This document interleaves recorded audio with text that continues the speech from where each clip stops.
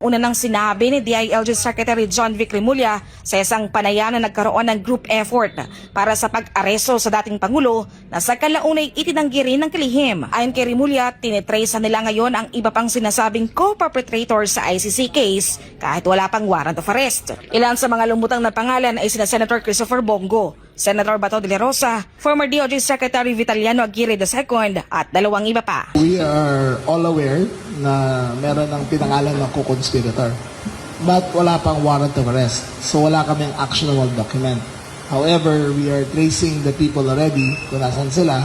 Those named, except for one na namatay na. But we are already tracing them kung nasan sila para in the event na kailangan, masanda na kami kung anong gagawin namin. Sa tanong kung narito pa sila sa Pilipinas, tugon ni Remulla, we are getting all the records. We should have them by this week. I think 2 are abroad dalawa nasa Amerika. Pero what not? Sentro ng usapin ngayon ang pagbubukas ng pagdinig sa International Criminal Court o ICC upang tukuyin kung may sapat na ebidensya para ituloy ang trial laban kay dating Pangulong Rodrigo Duterte. Ang kaso ay nag-ugat sa mga alegasyong crimes against humanity kaugnay ng controversial na war on drugs ng nakaraang administrasyon. Ngunit ikinalungkot ito ng maraming Pilipino. Para sa kanila, hindi katarungan kundi pangamba ang hatid ng pag-usad ng kasong ito. Anila, mas naramdaman nila ang seguridad ng panahon ni dating Pangulong Duterte kumpara ngayon sa Marcos administration. Obserbasyon pa ng marami, muling naglipa na ang mga adik simula na maging malamya ang gobyerno sa paghahabol sa kanila. Sa tingin mo ba nung dati nakabuti yung war on drugs ni PRRD? Para sa akin, napakabuti ma'am kasi may mga anak ako eh. May mga nag-aaral ako anak kasi pagka umuwi sila ng bahay, para pag uwi nila ng bahay, safety sila. So maganda ma'am, maganda ma'am may curfew. Ngayon, ano sa tingin mo? Kasi sinusundo ko na yung anak ko ngayon. Anak mo lang sinusundo. Sinusundo ko na Kasi po. nandun yung takot mo na baka mapano siya. Lalo ngayon maraming nababalitaan, di ba, ng mga napapatay na hold up. Mas safe dati. Hindi katulad ngayon, hindi natin alam kung safe ba ngayon. Hindi siya katulad dati na maigpit tayo sa droga. Hindi katulad din ngayon na parang balik lang sa takot ulit. Lalo kapag madilim or yung mga estudyante, di ba? Anong masasabi mo na nandun ngayon ang Pangulo sa tingin? Medyo nakakalungkot kasi syempre wala siya dito sa malayo sa atin. Hindi nag-iisip yung mga kumukontra sa kanya. Nag-aakusa. Sana iniisip man yung mga biktima ng mga adik. Malungkot po kasi syempre bilang rin po na taga Davao rin po, nakakalungkot lang din kasi parang ewan ko ano ba sasabihin ko. Yung Malungkot ka kasi sa nangyari hindi sa kanya tapos parang di nila inisip yung mga nagawa rin ni PR.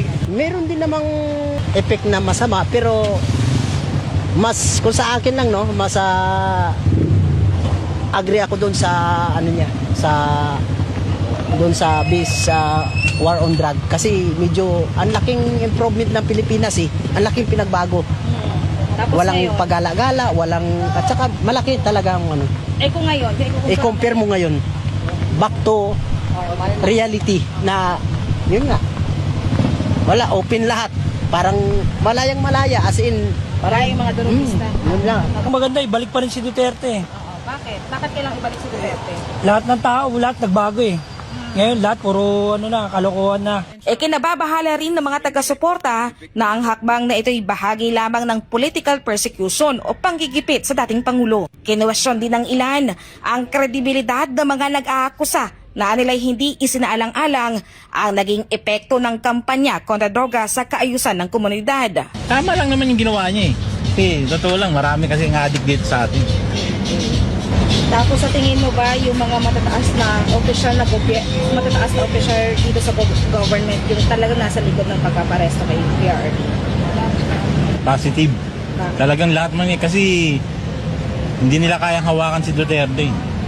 May sarili siyang pag-iisip eh. So anong masasabi mo doon sa mga yun nga para ma-accusations laban kay PRRD on regards on that? Hindi sa akin lang. Tama naman talaga yung ginawa niya. Ngayon kung kaya nga ba, ang inaano ni Duterte, human lives, hindi human rights. gaano kahalaga na ang inaalala ng presidente ay buhay ng tao? Napakalaki. Lalo ngayon, laganap na yung puro bata na yung pinapatay ng adik. Hindi lang talagang patayan. Lalo ngayon, laganap ng patayan. Sa kanilang makakita ka ng Sa tingin mo, bumalik ulit yung problema natin sa droga? Hindi lang bumalik, triple pa yung binalik. Eh, paano kung isangkot din sila sa droga eh? Eh, tignan yung presidente natin, di ba? Pagka marap sa TV, batak na batak. Part of politics lang yan. Yun lang ang masasabi ko talaga. At yun nga, wala na akong yun lang. Part of politics lang. Dr. Abi Vlog.